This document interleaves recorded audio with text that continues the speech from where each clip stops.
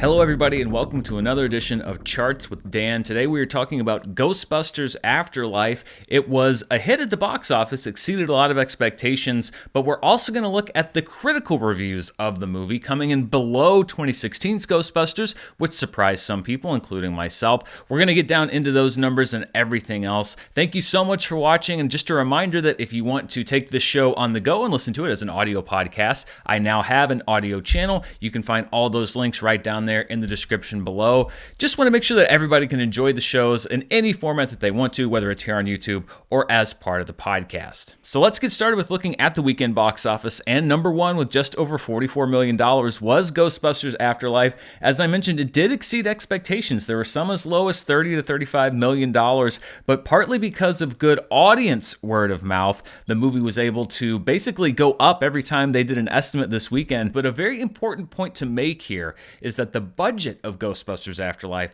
is reportedly about half of what 2016's Ghostbusters cost to make. Reports have the budget of Afterlife at around $75 million.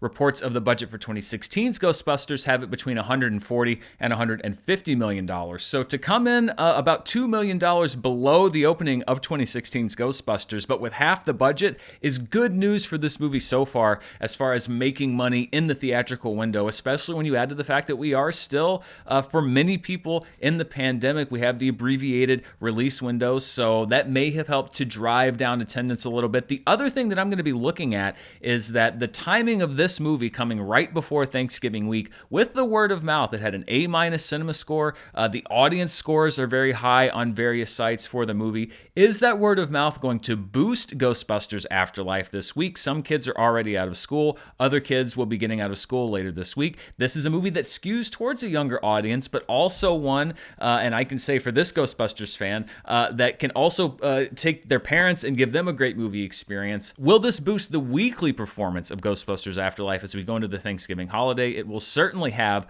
a lot of competition. We have Encanto opening this week. That's the biggest competition for the family market. But I'm going to be watching this very closely to see if this positive word of mouth on the audience side is going to boost Afterlife and help that bottom line as it goes through its domestic theatrical window. Looking at where this opening stands with other films in the Ghostbusters franchise, when you look at the raw numbers, 2016's Ghostbusters is still at the top, almost exactly a $2 million higher opening than Ghostbusters Afterlife. That's in the second position. Ghostbusters 2 in third place with $29.4 million back in 1989, and then the 1984 original with $13.6 million. But when we have a franchise that spans the decades, you know what we love to do on this show, adjust for inflation. And when you adjust for inflation, Ghostbusters 2 takes the top spot with a $66.8 million debut. 2016 falls to number 2 with $47.9 million, followed by Afterlife with $44 million, and then 1984's Ghostbusters comes in with $36.5 million.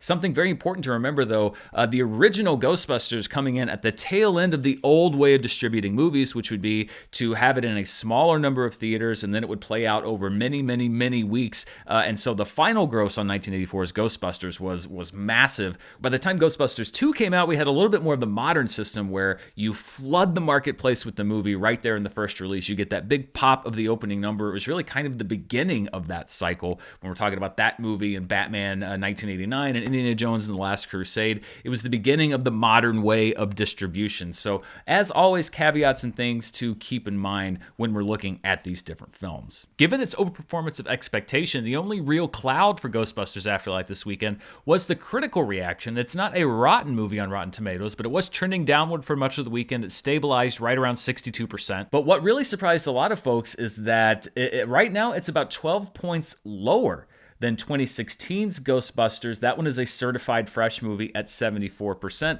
The audience scores very far apart, although keep in mind that was before Rotten Tomatoes revamped their audience system so that you could have verified ratings, people that could actually prove that they'd seen the movie, versus what was happening around Ghostbusters 2016, where anybody could rate the film. And As we all know, that was a very hotly discussed and debated movie. I'm not discounting that audience score because I do think, even when looking at things like CinemaScore, that audience response is decidedly more positive with this film, but it is yet another divide between critics and audiences. So I wanted to dive down into those numbers a little bit, maybe dispel some myths and rumors that have been going around this weekend, and maybe try to get down to the heart of why it is that Ghostbusters Afterlife can be such, it seems like, a bigger hit with audiences in general, and yet not be as much of a hit with critics. First and foremost, when you dive down beyond just the tomato meter, the binary fresh, rotten rating, these movies are actually much closer together than you would think. When you look at the average score of Ghostbusters Afterlife and 2016's Ghostbusters, they're not that far apart. The average score being critics that decide to give a rating between 1 and 5 or 1 and 10 or A through F. It's all normalized on a 1 through 10 scale on the Rotten Tomatoes site, although you have to look to find it. One of a few complaints I have about the system. 2016's Ghostbusters has an average critics rating of 6.5, while Afterlife has an average critics rating of 6.1. So this indicates that critics, on average, rated the films very similarly, but it seemed like a lot of critics who were perhaps in the middle were more likely to rate 2016's Ghostbusters positive and Ghostbusters Afterlife negative. It's that sort of fence-sitting we were talking about with Eternals, where you just have a tendency to list this way or that way when it comes to a movie, and it really does kind of skew the perception critically of the film. I think one thing that contributes to that gap between the ratings is that when you look at the top critics on Rotten Tomatoes, now these are the critics that are defined by Rotten Tomatoes, and this is a quotation from their website, as well-established, influential, and prolific. A lot of the legacy critics, the people that have been doing this job for years and years and years, a lot of traditional journalism critics, but they've also started having a lot of online critics added to this group as well. Top critics rated Ghostbusters Afterlife 39% rotten, with a 4.9 average rating, compared to 2016's 71% fresh and a 6.4 average rating. So a really big gap there, a lot by average rating, even more by percentage. And I did the math. This alone is not enough to account for the swing all the way down from 74% to 62% in the critical reviews. It could account for several percentage points, but not all of them. This would be a contributing factor. But this is one area where we do see not a case where you have a similar rating, but people kind of listing a little bit more negatively. This is one where you see a pronounced separation in critical response, and I think it shows that the more nostalgic feel for the movie did not reach the top critics on Rotten Tomatoes in a way that it reached many of the other critical groups, and it seems the audience at large. Now, there are a lot of theories to try to explain the critical score for Ghostbusters Afterlife, and one that I saw in a lot of different places was that a large number of critics on Rotten Tomatoes were rating Ghostbusters Afterlife rotten to sort of prove a point where they had rated 2016's Ghostbusters fresh. And so I decided to dive into the numbers, and when you examine the reviews,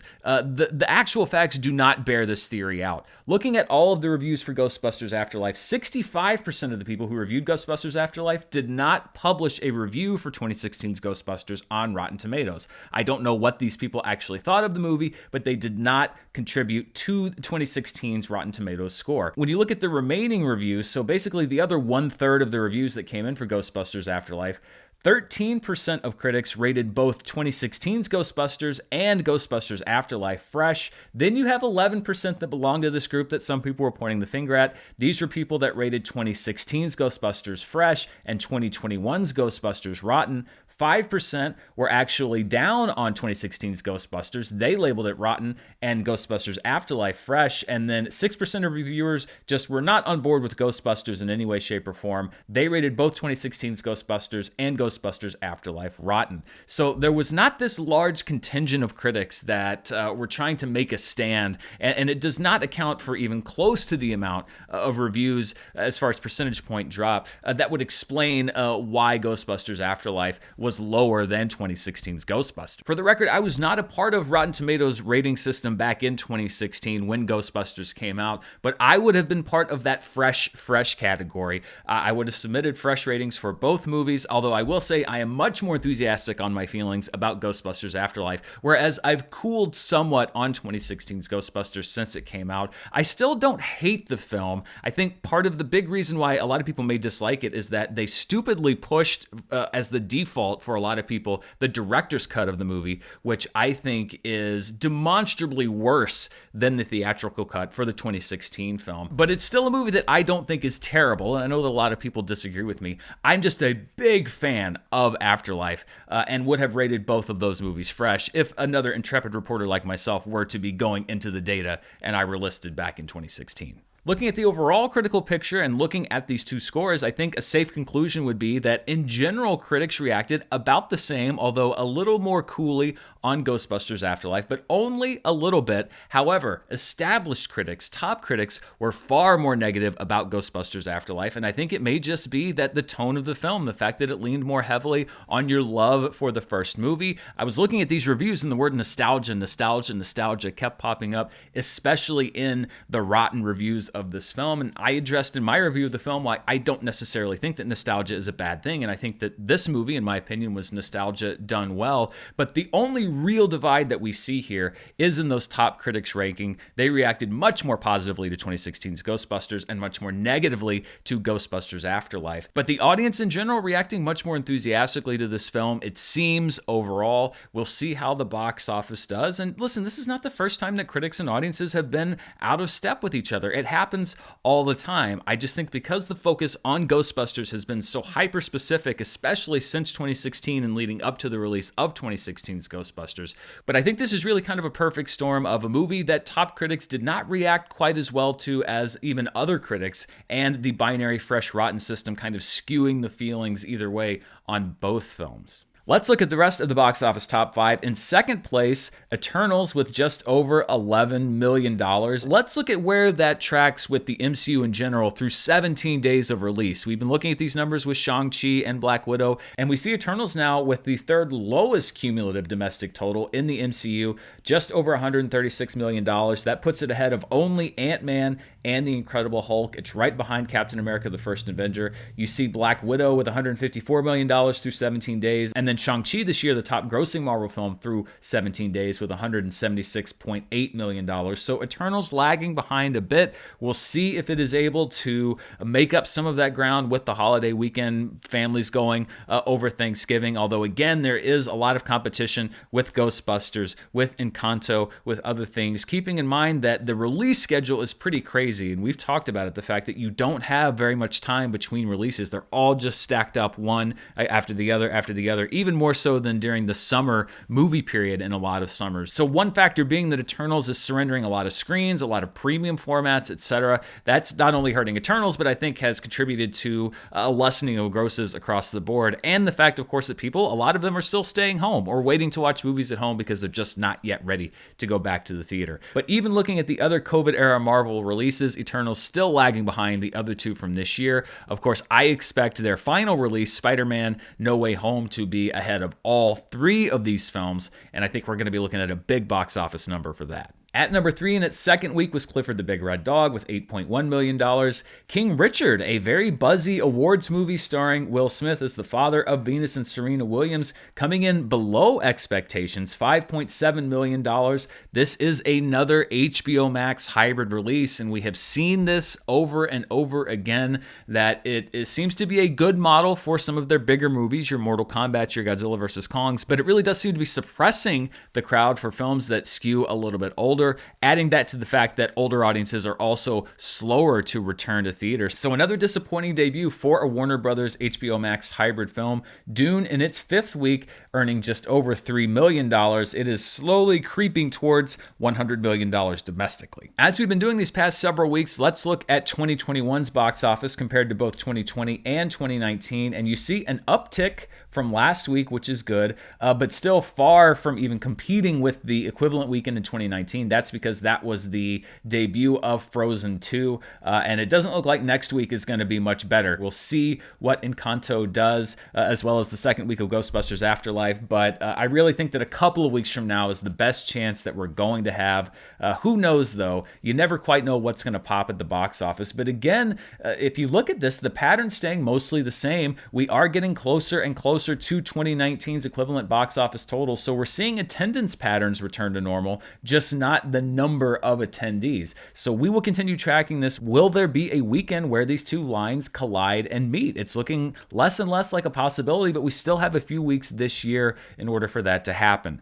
We did have some big news in the limited release space, and that is because an independent film named Come On, Come On from writer-director Mike Mills debuted in 5 theaters and brought in a per-theater average of $25,939. I reviewed Come On, Come On along with King Richard and Tick, Tick, Boom, which is a movie that we're going to discuss a little bit later in the show. If you want to check out those reviews, you can see the little icon up there in the corner. I'm actually going to be doing several reviews as we get to awards season, packaging together a lot of these movies with awards buzz. I really enjoyed this movie, and it seemed like there was demand because Come On, Come On now has the highest per-theater average of any film in 2021. It helped that it was only playing in 5 theaters, but it beats out the debut of The French Dispatch, which earned $25,939 in 52 theaters in its debut. Come On, Come On beating that with $26,889. 3 Marvel films now hold the 3, 4, and 5 spots as far as per-theater averages. Venom, Let There Be Carnage, Black Widow, and Shang-Chi and the Legend of the Ten Rings at 3, 4, and 5.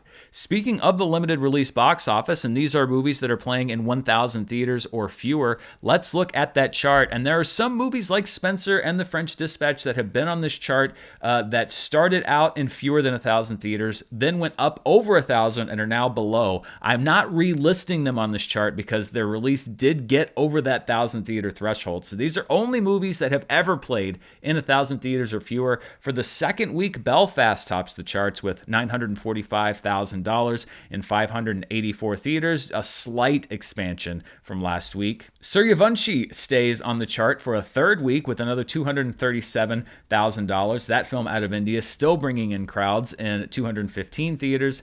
India Sweets and Spices, which is from writer-director Geeta Malik, debuts on the charts in third place, $170,000 in 343 theaters. Then the movie that has set the per-theater average mark for 2021, Come On, Come On, in fifth place at $134,000. And the documentary The First Wave, which covers frontline workers in New York City at the outbreak of the COVID pandemic, is in fifth place in 11 theaters with just over $60,000. Let's take a look now around the world outside of the domestic market to see what the top 5 movies were internationally. And the Chinese film Be Somebody, on a weekend where the international box office didn't really pop that much, takes the top spot with $23.8 million. Eternals is second with $22.7 million. Another Chinese film, The Door Lock, is in third place with $19.9 million. Ghostbusters Afterlife was able to bank $16 million in the markets in which it opened, and then No Time to Die still showing strength globally with $13.4 million. So when you take that market, combine it with the domestic market, you get the top 5 grossers worldwide. And the strong debut of Ghostbusters Afterlife domestically means that it is the number 1 movie in the world with just over $60 million.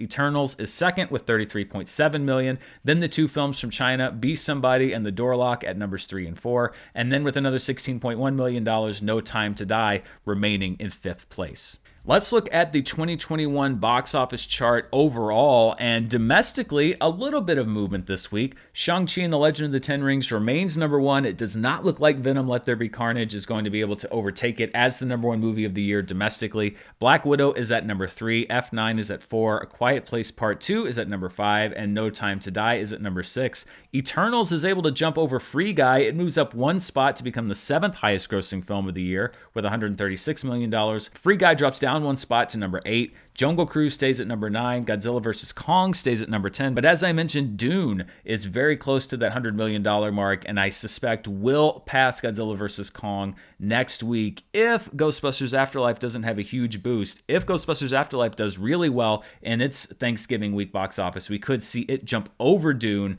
and be the number 10 movie next week. We'll just have to see what that performance is.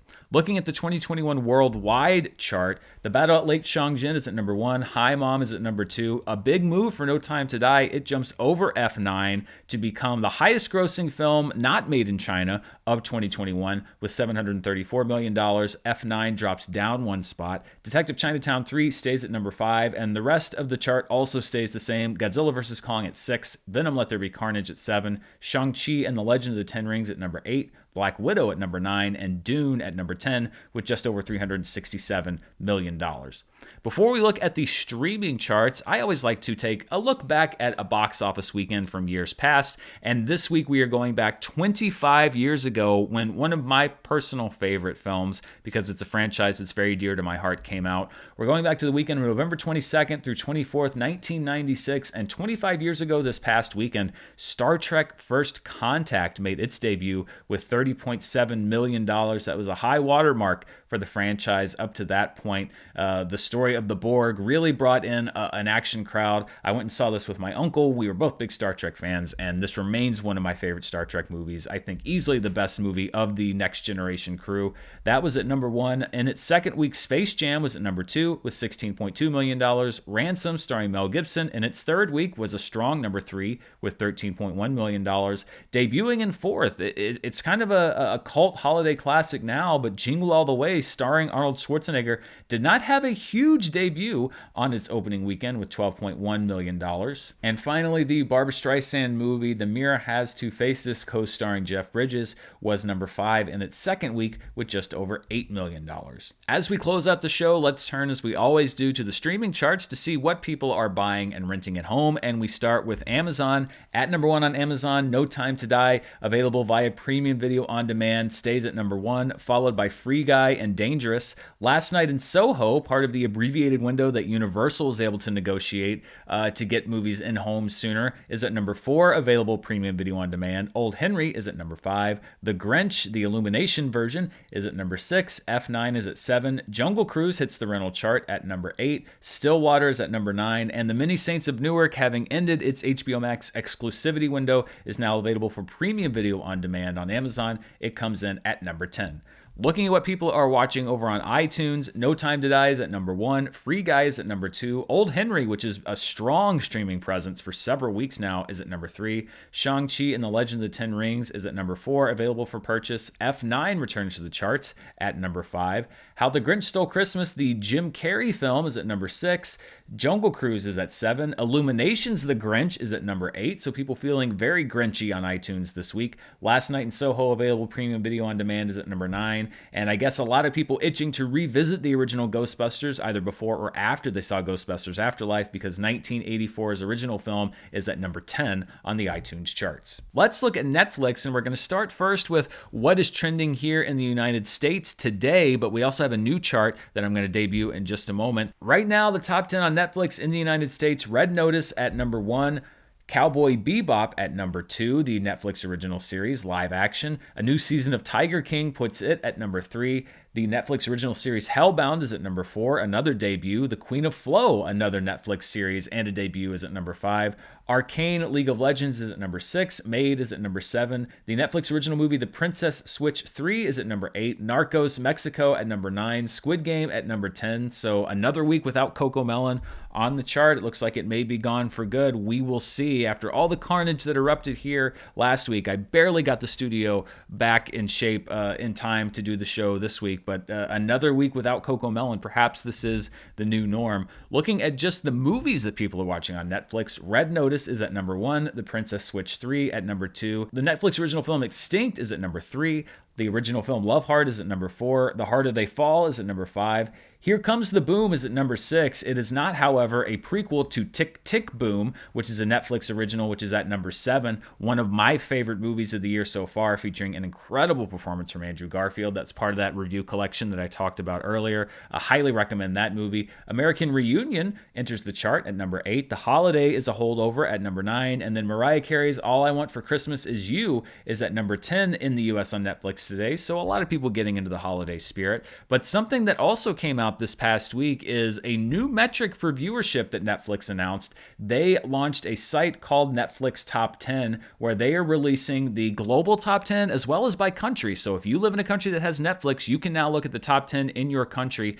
This data is listed by week, so it's not daily, it is weekly. And the new metric that they're using here is by total hours watched. So before, when we would talk about Netflix, the metric that they released was that they would count a view as, I believe, 2 minutes of somebody watching. That counts as a view. Here, they are changing their metric, they said, to be more transparent about how they report what viewership is. And so this data is listed by total hours watched, which I think is a much more useful metric. So we're going to be featuring now every week here on the show the overall global top 10. Now, Netflix doesn't generate this specific list. I aggregate this from the information that they provide, but this is basically the top 10 most watched programs of any kind on Netflix globally. So we're stepping outside of the United States to look around the world.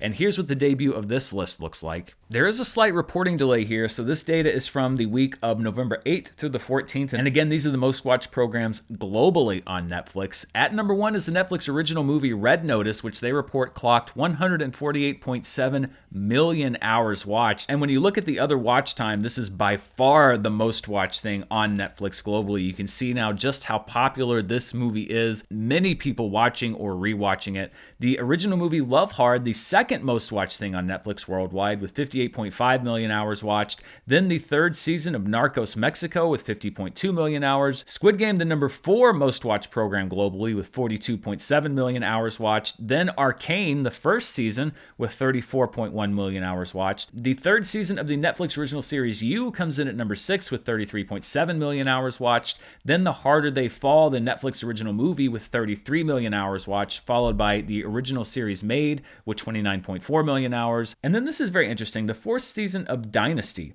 which is the only non-Netflix program that's on this list with 21 million hours. And I think that this is really noteworthy because this is also a program that is not particularly popular here in the United States where it's produced. It airs on the CW TV network here. It is available for streaming on Netflix here, but it's not in the top 10 on Netflix. This is a program that is popular almost exclusively in other countries. They list where this show is popular. It's a top 10 show in Canada and several countries in the Caribbean, Europe, Africa, Asia, and Australia and New Zealand. It is the most watched TV show on Netflix in countries including Belgium, France, Kenya, Jamaica, the Bahamas, and many more. But here in the United States, when it airs on television, it gets about 250,000 viewers or less each and every week. And again, not a perennial favorite on our Netflix top 10. This is a very interesting case of a TV show that almost certainly would have been canceled a long time ago here in the United States,